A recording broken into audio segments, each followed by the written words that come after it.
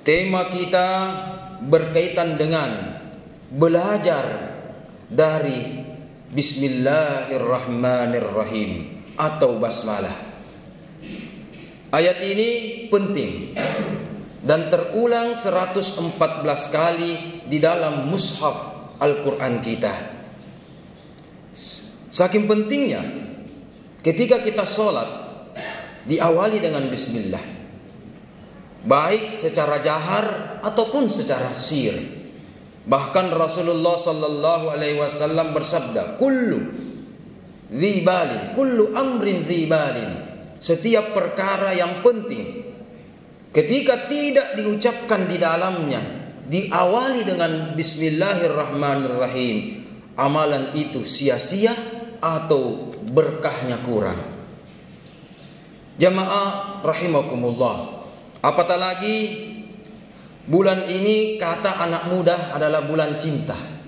Daripada kita belajar cinta-cinta dari negeri seberang, maka kita belajar hakikat cinta dari ayat ini. Ayat ini sebagaimana kita ketahui maknanya dengan menyebut nama Allah yang maha cinta, maha pengasih, lagi maha penyayang. Ada dua kata cinta dari sifat Allah dalam surah Bismillah, dalam ayat Bismillahirrahmanirrahim, yaitu kata Ar-Rahman dan kata Ar-Rahim. Dan dua kata ini serumpun dengan kata rahmat. Dan ini kata rahmat adalah kata yang selalu kita ucapkan ketika selalu berjumpa dengan saudara kita. Assalamualaikum warahmatullah, ada rahmat. Kita mendoakan saudara kita selamat. Dan kita juga mendoakan orang tua kita warahmatullahi, ya kan, dan wabarakatuh, dan mendapatkan berkah-berkah barakahna Allah subhanahu wa ta'ala. Kalau begitu, apa beda dari Ar-Rahman dan Ar-Rahim? Salah satu perbedaannya dari kurang lebih 7 perbedaan dari ini sebagai berikut. Yang pertama, Ar-Rahman adalah sifat Allah yang Allah berikan di dunia, dan Ar-Rahim Allah berikan nanti di akhirat. Yang kedua, Ar-Rahman itu semua makhluk Allah cintai, apapun dia, bagaimanapun sifatnya. Ar-Rahman Allah mensifati dan mencintainya. Ar-Rahim adalah cinta spesial untuk kita semua yang beriman kepada Allah. Wa kana bil mu'minina rahima. Jamaah rahimakumullah, bagaimana bentuk rahman Allah kepada semua makhluk, baik kepada iblis, setan, jin, hewan, dan seterusnya. Maka Allah cinta rahmannya kepada dia. Kenapa bisa?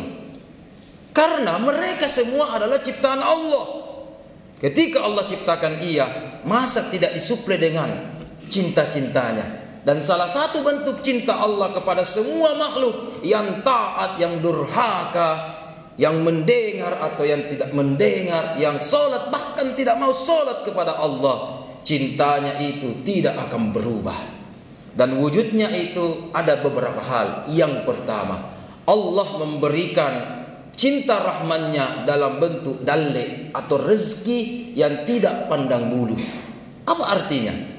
Dengan cinta Allah Ar-Rahman, Allah tidak membedakan, ya, yang rajin atau yang miskin. Allah tetap berikan rezeki. Yang kafir, yang durhaka atau yang taat, Allah kasih rezeki selama hayat masih ada di kandung badan. Maka Allah cinta dan cinta dia diberikan rezeki.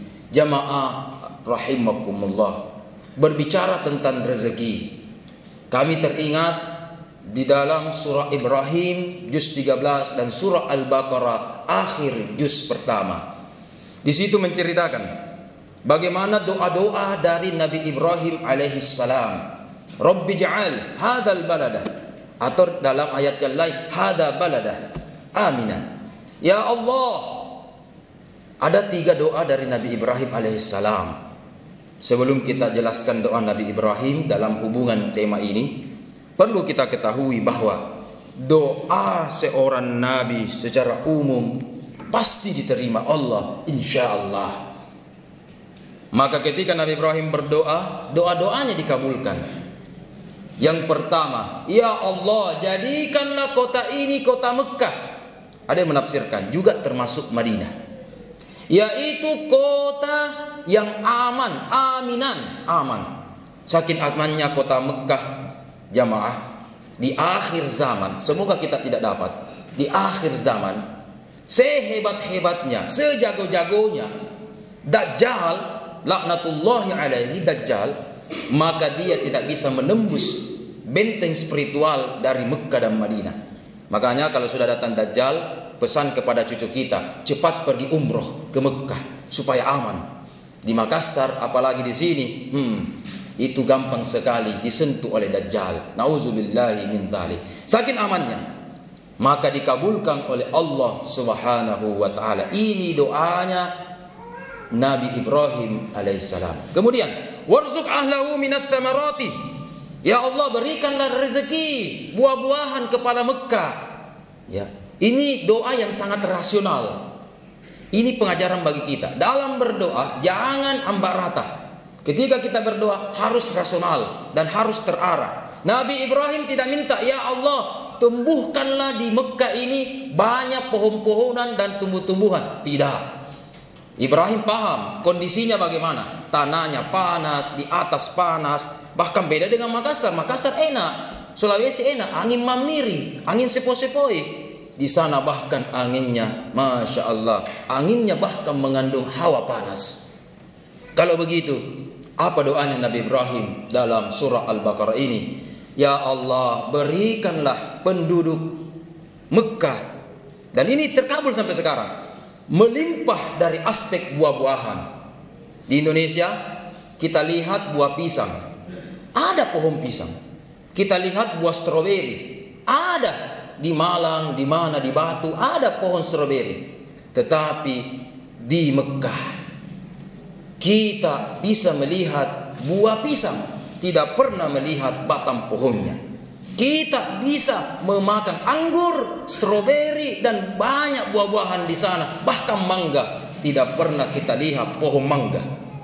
Maka ini adalah kehebatan dan kejeniusan dari doanya Nabi Ibrahim. Allah kabulkan. Ini doa yang ketiga yang merupakan tema kita. Tetapi Ibrahim adalah manusiawi.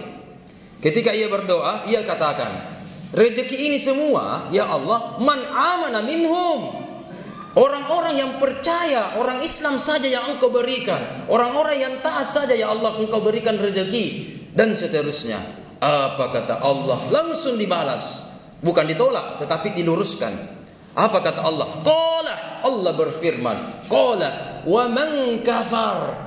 Juga kepada orang kafir, wahai Ibrahim, aku akan berikan dia rezeki. Aku yang ciptakan. Walaupun iblis, aku yang ciptakan. Syaitan, aku yang ciptakan. Ular, aku yang ciptakan. Maka aku juga cinta kepadanya. Dan salah satu bentuk cintanya, memberikan semua makhluk rezeki. Dan yang kedua jamaah, dari aspek rahman Allah subhanahu wa ta'ala, yaitu Allah subhanahu wa ta'ala mewujudkan cinta rahmannya dalam aspek tidak langsung menghukum kita ketika berdosa kepada Allah. Harusnya di malam hari ada orang kasihan dibegal. Ketika Allah mau adil, mau menghakimi, boleh saja yang menyodongkan, yang mengulurkan pedang, yang membegal, dia yang langsung meninggal, ya kan? Langsung ditobok oleh Allah. Misalkan yang mencuri langsung di tempat, sebelum atau pas dia ambil barang itu, langsung Allah matikan. Boleh saja Allah begitu. Allah maha perkasa, Allah maha kuasa. Tetapi apa yang terjadi? Kemaksiatan jalan. Tetapi ingat, ampunan Allah jauh lebih besar. Apa artinya? Di malam hari kita berdosa, Allah tunggu kita di subuh hari, siapa tahu bertobat. Di siang hari, di kantor, di pasar, di jalanan, kita pun sengaja tidak sengaja, Masya Allah, berdosa kepada Allah. Kita tunggu malam hari untuk mendatangi Allah, sujud dan minta ampun kepadanya.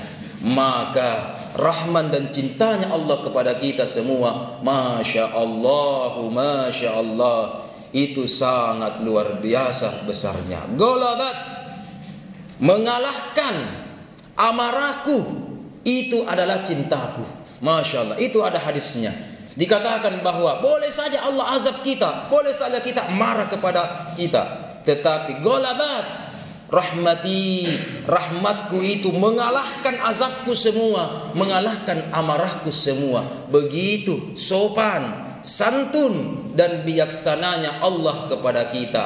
Allah masih memberikan kita pintu-pintu taubat dan maghfirahnya sebelum ajal menjemput kita. Oleh karena itu jamaah, mari kita pahami bahwa kita harus memahami cinta rahman Allah kepada semua makhluk, sehingga kita tidak membeda-bedakan.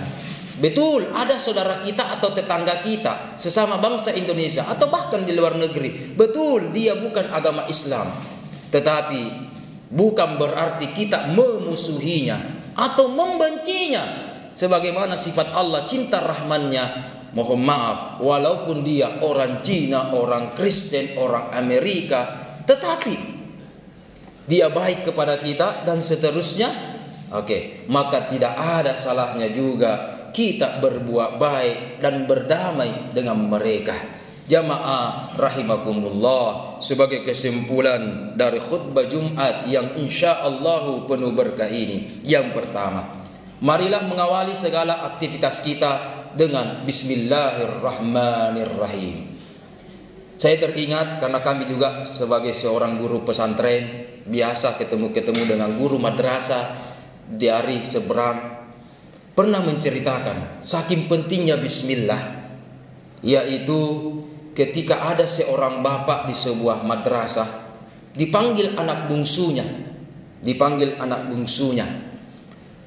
Kenapa anak bungsu kita ini berbeda dengan 4 kakaknya semua yang rajin di madrasah di sekolah ini? Bapaknya menangis. Jangan salahkan anakku wahai kepala sekolah. Mungkin kami orang tuanya yang bersalah. Kenapa bisa?